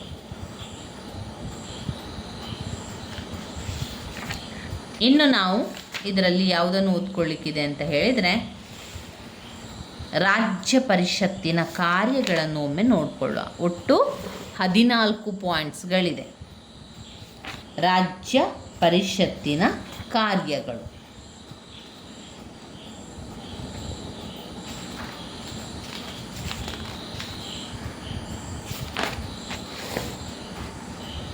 ಅದರಲ್ಲಿ ರಾಜ್ಯ ಪರಿಷತ್ತಿನ ಕಾರ್ಯಗಳಲ್ಲಿ ಯಾವುದೆಲ್ಲ ಪಾಯಿಂಟ್ಸ್ಗಳು ಬರ್ತದೆ ಅಂತ ನೋಡುವ. ಸಂವಿಧಾನದ 89ನೇ ವಿಧಿಯು ರಾಜ್ಯ ಸಮಿತಿಯ ಅಧಿಕಾರ ಮತ್ತು ಕಾರ್ಯಗಳ ಬಗ್ಗೆ ನಮಗೆ ಅದು ತಿಳಿಸ್ತದೆ. ಇದರಿಂದ ಇದು ಹೊಂದಿರುವ ಅಧಿಕಾರ ಮತ್ತು ನಿರ್ವಹಿಸುತ್ತಿರುವ ಕಾರ್ಯಗಳಲ್ಲಿ ಪ್ರಮುಖವಾದವುಗಳು ಅಂತ ಬಂದಾಗ, ಒಂದು, ರಾಜ್ಯ ಸಮಿತಿಯು ಸರ್ಕಾರದ ಧೋರಣೆಗಳನ್ನು ರೂಪಿಸಿ ಅವುಗಳನ್ನು ಅನುಷ್ಠಾನಗೊಳಿಸುತ್ತದೆ. ರಾಜ್ಯ ಸಮಿತಿಯು ಸರ್ಕಾರದ ಧೋರಣೆಗಳನ್ನು ರೂಪಿಸಿ ಅವುಗಳನ್ನು ಅನುಷ್ಠಾನಗೊಳಿಸುತ್ತದೆ. 2, ಅದು ದೇಶದ ಆಡಳಿತವನ್ನು ನಡೆಸಿಕೊಂಡು ಹೋಗುತ್ತದೆ. ದೇಶದ ಆಡಳಿತವನ್ನು ನಡೆಸಿಕೊಂಡು ಹೋಗುವಂಥದ್ದು ರಾಜ್ಯ ಪರಿಷತ್ತಿನ ಕಾರ್ಯ. 3, ಆಡಳಿತಾತ್ಮಕ ಕ್ರಮಗಳನ್ನು ತೆಗೆದುಕೊಳ್ಳುವ ಮತ್ತು ಅವುಗಳನ್ನು ಕಾರ್ಯಾಚರಣೆ ತರುವ ಅಧಿಕಾರವನ್ನು ಕೂಡ ಹೊಂದಿದೆ. ಇದಕ್ಕೆ ಅಗತ್ಯವಾದ ಕಾನೂನುಗಳನ್ನು ರಚಿಸಿಕೊಳ್ಳುವ ಅಧಿಕಾರ ಕೂಡ ಅದಕ್ಕಿದೆ. ರಾಜ್ಯ ಸಮಿತಿಯು ಶಾಸನೀಯ ಪ್ರಸ್ತಾವಗಳನ್ನು ರೂಪಿಸಿ ರಾಷ್ಟ್ರೀಯ ಜನತಾ ಕಾಂಗ್ರೆಸ್ ಮತ್ತು ಅದರ ಸ್ಥಾಯಿ ಸಮಿತಿಯ ಒಪ್ಪಿಗೆಗಾಗಿ ಮಂಡಿಸುತ್ತದೆ. 5ನೇ ಪಾಯಿಂಟ್, ಸರ್ಕಾರದ ವಿವಿಧ ಇಲಾಖೆಗಳ ಕಾರ್ಯಗಳಲ್ಲಿ ಸಮನ್ವಯತೆಯನ್ನುಂಟು ಮಾಡುವುದು, ಸಮಿತಿಗಳ ಕಾರ್ಯಗಳ ಮತ್ತು ಸ್ಥಳೀಯ ಸಂಸ್ಥೆಗಳ ಮೇಲ್ವಿಚಾರಣೆ ನಡೆಸುವುದು ರಾಜ್ಯ ಸಮಿತಿಯ ಅಧಿಕಾರಗಳಾಗಿವೆ. ರಾಷ್ಟ್ರದ ಆರ್ಥಿಕ ಯೋಜನೆಗಳನ್ನು ತಯಾರಿಸಿ ಅವುಗಳನ್ನು ಕಾರ್ಯಾಚರಣೆಗೆ ತರುವುದು ರಾಜ್ಯ ಸಮಿತಿಯ ಒಂದು ಮುಖ್ಯ ಕಾರ್ಯವಾಗಿದೆ. ಇಷ್ಟು 6 ಪಾಯಿಂಟ್ಸ್ ಆಯಿತು. ಇನ್ನೂ ಇದರಲ್ಲಿ 14 ಪಾಯಿಂಟ್ಸ್ಗಳಿದೆ. ಎಲ್ಲ ಪಾಯಿಂಟ್ಸ್ಗಳನ್ನು ನೋಡ್ತಾ ಹೋಗುವ. 7ನೇ ಪಾಯಿಂಟ್, ರಾಷ್ಟ್ರದ ಆಯವ್ಯಯವನ್ನು ತಯಾರಿಸಿ ಅದಕ್ಕೆ ಶಾಸಕಾಂಗದ ಸಮ್ಮತಿ ಪಡೆಯುವುದು ರಾಜ್ಯ ಸಮಿತಿಯ ಕಾರ್ಯಗಳಲ್ಲೊಂದು. ರಾಷ್ಟ್ರದ ಆಂತರಿಕ ವಿದೇಶಾಂಗ ವ್ಯಾಪಾರವನ್ನು ನಿಯಂತ್ರಿಸುವ ಅಧಿಕಾರ ರಾಜ್ಯ ಸಮಿತಿಗಿದೆ. ರಾಷ್ಟ್ರದ ಸಾಂಸ್ಕೃತಿಕ, ಶೈಕ್ಷಣಿಕ, ಸಾರ್ವಜನಿಕ ಆರೋಗ್ಯಗಳ ಬಗ್ಗೆ ರಾಜ್ಯ ಸಮಿತಿ ಮಾರ್ಗದರ್ಶನ ಕೂಡ ನೀಡ್ತದೆ. ಪರರಾಷ್ಟ್ರಗಳಲ್ಲಿನ ವಾಸಿಸುವ ಚೀನಿಯರ ರಕ್ಷಣೆ ರಾಜ್ಯ ಸಮಿತಿಯ ಹೊಣೆಯಾಗಿರ್ತದೆ. 10ನೇ ಪಾಯಿಂಟ್, ರಾಷ್ಟ್ರದ ವಿದೇಶಾಂಗ ವ್ಯವಹಾರಗಳ ಸೂತ್ರವು ರಾಜ್ಯ ಸಮಿತಿಯ ಕೈಯಲ್ಲಿರುತ್ತದೆ. ಹಾಗೆ ರಾಷ್ಟ್ರದ ರಕ್ಷಣೆ ಮಾಡುವಂಥದ್ದು, ಸೈನಿಕ ರಕ್ಷಣೆಯನ್ನು ಮಾಡುವಂಥದ್ದು ರಾಜ್ಯ ಪರಿಷತ್ತು ನೋಡಿಕೊಳ್ತದೆ. ಇನ್ನು 11ನೇ ಪಾಯಿಂಟ್, ನ್ಯಾಯಿಕ ಆಡಳಿತ ಮುಂತಾದವುಗಳನ್ನು ನಿರ್ದೇಶನ ಮತ್ತು ಮೇಲ್ವಿಚಾರಣೆ ನಡೆಸುತ್ತದೆ. ನಾಗರಿಕ ವಿದ್ಯಮಾನಗಳು,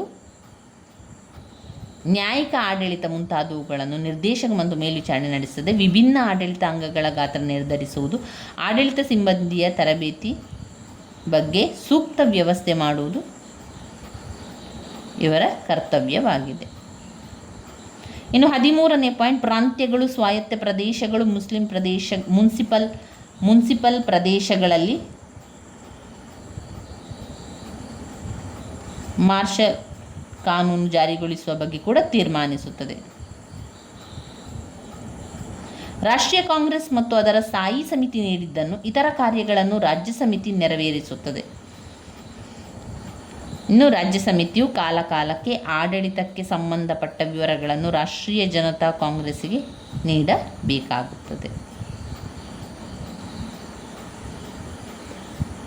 ಇವಿಷ್ಟು ರಾಜ್ಯ ಸಮಿತಿ ಕಾರ್ಯಗಳಲ್ಲಿ ಬರುವಂತಹ ಪಾಯಿಂಟ್ಸ್ಗಳಾಗಿದೆ.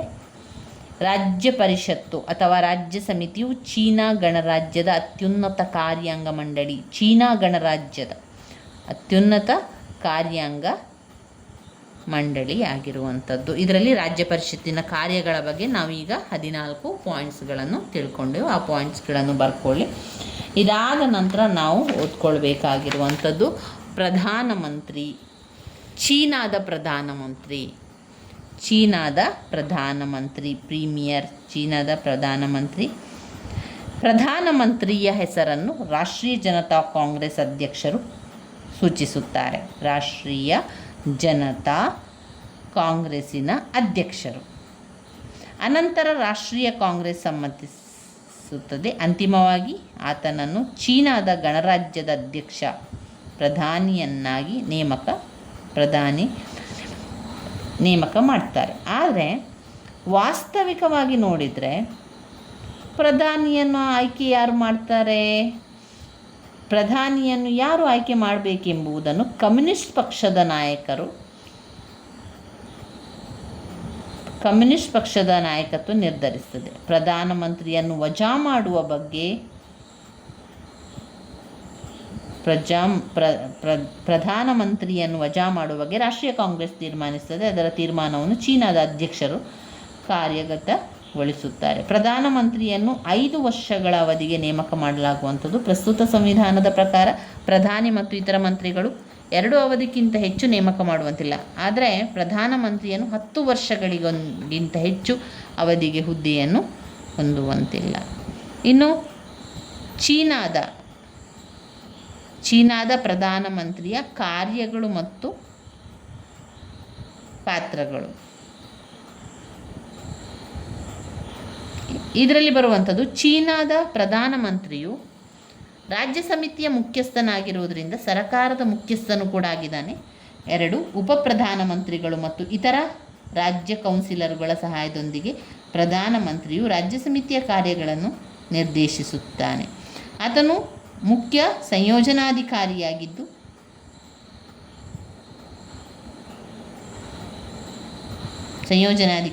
ಎಲ್ಲ ಮಂತ್ರಿಗಳ ಮತ್ತು ಆಯೋಗಗಳ ಕಾರ್ಯವನ್ನು ಸಮನ್ವಯಗೊಳಿಸುವಂಥದ್ದು. 4ನೇ ಪಾಯಿಂಟ್, ಆತನು ಮಂತ್ರಿಗಳ ಹೆಸರುಗಳನ್ನು ಸೂಚಿಸುತ್ತಾನೆ. ಹಾಗೆ ಸೂಚಿಸಿದ ವ್ಯಕ್ತಿಗಳನ್ನು ರಾಷ್ಟ್ರಾಧ್ಯಕ್ಷರು ಮಂತ್ರಿಗಳನ್ನಾಗಿ ನೇಮಿಸುತ್ತಾರೆ. 5ನೇ ಪಾಯಿಂಟ್, ರಾಜ್ಯ ಸಮಿತಿಯ ಮುಖ್ಯಸ್ಥನಾಗಿ ಪ್ರಧಾನಿಯು ರಾಜ್ಯ ಸಮಿತಿಯು ನಿರ್ವಹಿಸುವ ಎಲ್ಲ ಕಾರ್ಯಗಳಲ್ಲೂ ಕೂಡ ಭಾಗವಹಿಸ್ತಾನೆ.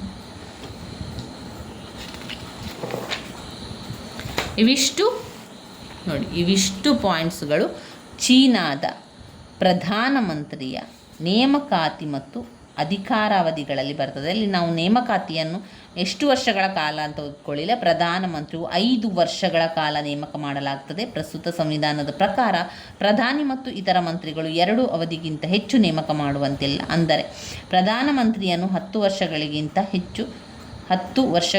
ಹೆಚ್ಚು ಅವಧಿಗೆ ಹುದ್ದೆಯನ್ನು ಹೊಂದುವಂತಿಲ್ಲ. ಇನ್ನು ಪ್ರಧಾನಮಂತ್ರಿ ಹೆಸರನ್ನು ರಾಷ್ಟ್ರೀಯ ಜನತಾ ಕಾಂಗ್ರೆಸ್ನ ಅಧ್ಯಕ್ಷರು ಸೂಚಿಸ್ತಾರೆ. ಅನಂತರ ರಾಷ್ಟ್ರೀಯ ಕಾಂಗ್ರೆಸ್ ಸಮ್ಮತಿಸದೆ ಅಂತಿಮವಾಗಿ ಆತನನ್ನು ಚೀನಾದ ಗಣರಾಜ್ಯದ ಅಧ್ಯಕ್ಷರು ಪ್ರಧಾನಿಯನ್ನಾಗಿ ನೇಮಕ ಮಾಡ್ತಾರೆ. ಆದರೆ ವಾಸ್ತವಿಕವಾಗಿ ಪ್ರಧಾನಿಯನ್ನು ಯಾರು ಆಯ್ಕೆ ಮಾಡಬೇಕೆಂಬುದನ್ನು ಕಮ್ಯುನಿಸ್ಟ್ ಪಕ್ಷದ ನಾಯಕತ್ವ ನಿರ್ಧರಿಸುತ್ತದೆ. ಪ್ರಧಾನಮಂತ್ರಿಯನ್ನು ವಜಾ ಮಾಡುವ ಬಗ್ಗೆ ರಾಷ್ಟ್ರೀಯ ಕಾಂಗ್ರೆಸ್ ತೀರ್ಮಾನಿಸುತ್ತದೆ. ಅದರ ತೀರ್ಮಾನವನ್ನು ಚೀನಾದ ಅಧ್ಯಕ್ಷರು ಕೂಡ ಕಾರ್ಯಗತಗೊಳಿಸುತ್ತಾರೆ. ಪ್ರಧಾನಮಂತ್ರಿಯನ್ನು 5 ವರ್ಷಗಳ ಅವಧಿ ಸಮಯದಲ್ಲಿ ನೇಮಕ ಮಾಡಲಾಗ್ತದೆ. ಪ್ರಸ್ತುತ ಸಂವಿಧಾನದ ಪ್ರಕಾರ ಪ್ರಧಾನಿಯಾಗಿರ್ಬೋದು ಅಥವಾ ಇತರ ಮಂತ್ರಿಗಳು 2 ಅವಧಿಗಿಂತ ಹೆಚ್ಚು ನೇಮಕ ಮಾಡುವಂತಿಲ್ಲ. ಅಂದರೆ ಪ್ರಧಾನಮಂತ್ರಿಯನ್ನು 10 ವರ್ಷಗಳಿಗಿಂತ ಹೆಚ್ಚು ಅವಧಿಗೆ ಹುದ್ದೆಯನ್ನು ಹೊಂದುವಂತಿಲ್ಲ. ಅಲ್ಲಿ ಅವರು ಪ್ರಧಾನಮಂತ್ರಿಯನ್ನು 10 ವರ್ಷಗಳಿಗಿಂತ ಹೆಚ್ಚು ಅವಧಿಗೆ ಹುದ್ದೆಯನ್ನು ಹೊಂದುವಂತಿಲ್ಲ. ಕಾರ್ಯಗಳು ಮತ್ತು ಪಾತ್ರಗಳ ಬಗ್ಗೆ ತಿಳ್ಕೊಂಡೆವು. ಅವಿಷ್ಟು ನಮ್ಮ ಚೀನಾದಲ್ಲಿ ಓದಲೇಬೇಕಾಗಿರುವಂಥ ಮುಖ್ಯವಾದ ಅಂಶಗಳು. ಒಂದು, ಕಮ್ಯುನಿಸ್ಟ್ ಚೀನಾ ಅಂದರೂ ಕೂಡ ಒಂದೇ, ಕೇವಲ ಚೀನಾ ಅಂತ ಹೇಳಿದರೂ ಕೂಡ ನಾವು ಅದೇ ರೀತಿಯಾಗಿ ಓದ್ಕೊಳ್ತಾ ಹೋಗುವಂಥದ್ದು. ಕಮ್ಯುನಿಸ್ಟ್ ಚೀನಾದ ಲಕ್ಷಣಗಳನ್ನು ಓದ್ಕೊಂಡೆವು. ಅದಾದ ಮೇಲೆ ಕಮ್ಯುನಿಸ್ಟ್ ಚೀನಾದ ಸಂವಿಧಾನದ ಲಕ್ಷಣಗಳನ್ನು ಓದ್ಕೊಳ್ಬೇಕು. ಒಟ್ಟು 12 ಪಾಯಿಂಟ್ಸ್ಗಳಿದೆ ಅದರಲ್ಲಿ. ಅದಾದ ನಂತರ ಬರುವಂಥದ್ದು ಚೀನಾ ಗಣರಾಜ್ಯದ ಅಧ್ಯಕ್ಷರ ಅಧಿಕಾರ ಮತ್ತು ಕಾರ್ಯಗಳು,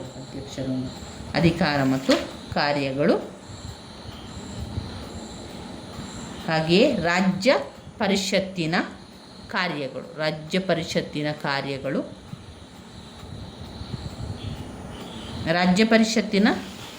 ಕಾರ್ಯಗಳಿಲ್ಲಿದೆ ನೋಡಿ. ಒಟ್ಟು ಅದರಲ್ಲಿ 14 ಪಾಯಿಂಟ್ಸ್ಗಳಿದೆ. ಅದಾದ ಮೇಲೆ ಬರುವಂಥದ್ದು ಚೀನಾ ಗಣರಾಜ್ಯದ ಪ್ರಧಾನ ಮಂತ್ರಿ.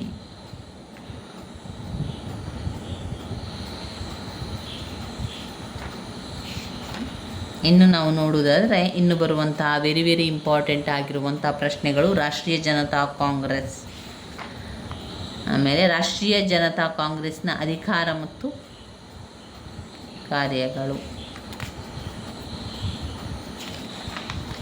ಆಮೇಲೆ ಚೀನಾ ಕಮ್ಯುನಿಸ್ಟ್ ಪಕ್ಷದ ಸಂಘಟನೆ ಮತ್ತು ಪಾತ್ರ, ಇವುಗಳು ಕೂಡ ಪ್ರಶ್ನೆಗೆ ಹಲವು ಬಾರಿ ಈ ಪ್ರಶ್ನೆಗಳನ್ನು ಕೇಳಿದ್ದಾರೆ. ಚೀನಾದ ಕಮ್ಯುನಿಸ್ಟ್ ಪಕ್ಷ ಸಂಘಟನೆ ಮತ್ತು ಪಾತ್ರ, ಕಮ್ಯುನಿಸ್ಟ್ ಪಕ್ಷದ ಒಂದು ಪಾತ್ರ. ನೀವು ಇವಿಷ್ಟು ಚೀನಾದಲ್ಲಿ ನಾವು ಓದ್ಕೊಳ್ಳಿಕ್ಕಿರುವಂಥದ್ದು. ಹಾಗೆ ಅದರ ಜೊತೆಗೆ ಹಳೆಯ ಪ್ರಶ್ನೆ ಪತ್ರಿಕೆಗಳನ್ನು ನೋಡಿಕೊಳ್ಳುವ. ದ್ವಿತೀಯ ಬಿ ಎ ರಾಜ್ಯಶಾಸ್ತ್ರ 2023 ಪ್ರಶ್ನೆ ಪತ್ರಿಕೆಯಲ್ಲಿ ಬಂದಿರುವಂಥ ಪ್ರಶ್ನೆ. ವಿಭಾಗ ಎ ಯಲ್ಲಿ ಶ್ರೀಮಂತ ಸಭೆಯ ರಚನೆಯನ್ನು ತಿಳಿಸಿ. ಅಮೇರಿಕಾದ ಸಂವಿಧಾನ ಪದ್ಧತಿಯಲ್ಲಿನ ನಿಯಂತ್ರಣ ಮತ್ತು ಸಮತೋಲನಗಳ ಕುರಿತು ಟಿಪ್ಪಣಿ ಬರೆಯಿರಿ. ಸ್ವಿಟ್ಜರ್ಲ್ಯಾಂಡಿನ ಫೆಡರಲ್ ಕೌನ್ಸಿಲ್ನ ವಿಶಿಷ್ಟ ಲಕ್ಷಣಗಳನ್ನು ತಿಳಿಸಿ. ಫ್ರಾನ್ಸ್ನ ಪಕ್ಷ ಪದ್ಧತಿಯ ಪ್ರಮುಖ ಲಕ್ಷಣಗಳು. ಜಪಾನ್ನ ನಾಗರಿಕರ ಕರ್ತವ್ಯಗಳನ್ನು ಪಟ್ಟಿ ಮಾಡಿ. ಚೀನಾದ ಸ್ಟೇಟ್ ಕೌನ್ಸಿಲ್ನ ಪಾತ್ರವನ್ನು ತಿಳಿಸಿ. ವಿಭಾಗ ಬಿ ಬಂದಾಗ ಬ್ರಿಟನ್ ಪ್ರಧಾನಮಂತ್ರಿಯ ಪಾತ್ರ ಮತ್ತು ಕಾರ್ಯಗಳು, ಅಮೇರಿಕಾದ ಒತ್ತಡ ಗುಂಪಿನ ಪ್ರಬಂಧ, ಫ್ರಾನ್ಸ್ನ 5ನೇ ಗಣರಾಜ್ಯ ಸಂವಿಧಾನದ ಮುಖ್ಯ ಲಕ್ಷಣಗಳು. ಜಪಾನ್ ಚಕ್ರವರ್ತಿಯ ಪಾತ್ರ ಮತ್ತು ಕಾರ್ಯಗಳನ್ನು ವಿಶ್ಲೇಷಿಸಿ. ಚೀನಾದ ಕಮ್ಯುನಿಸ್ಟ್ ಪಾರ್ಟಿಯ ಸಂಘಟನೆ ಮತ್ತು ಪಾತ್ರವನ್ನು ಪರಿಶೀಲಿಸಿ. ಇನ್ನು ವಿಭಾಗ ಸಿ ಯಲ್ಲಿ 15 ಅಂಕದ ಪ್ರಶ್ನೆಗಳು. ಬ್ರಿಟನ್ ಸಂವಿಧಾನದ ಪ್ರಧಾನ ಲಕ್ಷಣಗಳು, ಅಮೇರಿಕಾದ ಅಧ್ಯಕ್ಷರ ಚುನಾವಣೆ ಮತ್ತು ಅಧಿಕಾರ ಕಾರ್ಯಗಳು, ಸ್ವಿಸ್ನ ನ್ಯಾಯಾಂಗದ ರಚನೆ ಅಧಿಕಾರ ಕಾರ್ಯಗಳು, ಚೀನಾದ ರಾಷ್ಟ್ರೀಯ ಜನತಾ ಕಾಂಗ್ರೆಸ್ನ ರಚನೆ ಅಧಿಕಾರ ಕಾರ್ಯಗಳನ್ನು ವಿವರಿಸಿ. ಇವಿಷ್ಟು ಪ್ರಶ್ನೆಗಳಿದೆ. ರಾಷ್ಟ್ರೀಯ ಜನತಾ ಕಾಂಗ್ರೆಸ್ ನೋಡಿ, ಇಲ್ಲಿ ನಾವು ನೋಡಿದ್ದೇವೆ ನೋಡಿ. ಚೀನಾದ ರಾಷ್ಟ್ರೀಯ ಜನತಾ ಕಾಂಗ್ರೆಸ್ನ ರಚನೆ ಅಧಿಕಾರ ಮತ್ತು ಕಾರ್ಯಗಳು. ಚೀನಾದ ರಾಷ್ಟ್ರೀಯ ಜನತಾ ಕಾಂಗ್ರೆಸ್ನ ರಚನೆ ಅಧಿಕಾರ ಕಾರ್ಯಗಳು.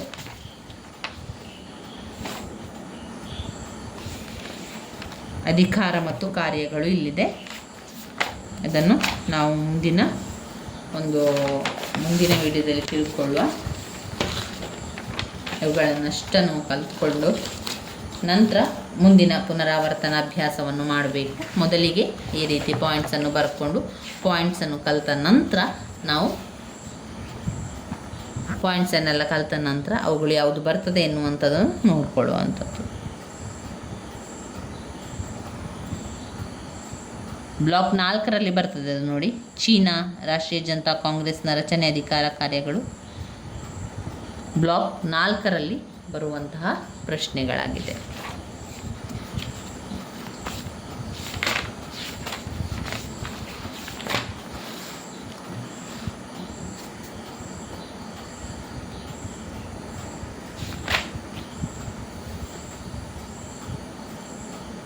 ಇವಿಷ್ಟನ್ನು ನೋಡ್ಕೊಳ್ಳಿ, ಇವಿಷ್ಟನ್ನು ಪಾಯಿಂಟ್ಸ್ಗಳನ್ನು ಮಾಡ್ಕೊಳ್ಳಿ, ಪಾಯಿಂಟ್ಸ್ಗಳನ್ನು ಮಾಡಿ ಆ ಪಾಯಿಂಟ್ಸ್ಗಳನ್ನು ಕಲ್ತ್ಕೊಳ್ಳಿ ಸ್ನೇಹಿತರೆ. ಈ ರೀತಿ ಮಾಡೋದ್ರಿಂದ ನಮಗೆ ಪರೀಕ್ಷೆ ಸಮಯದಲ್ಲಿ ತುಂಬಾ ಸಹಾಯ ಆಗ್ತದೆ.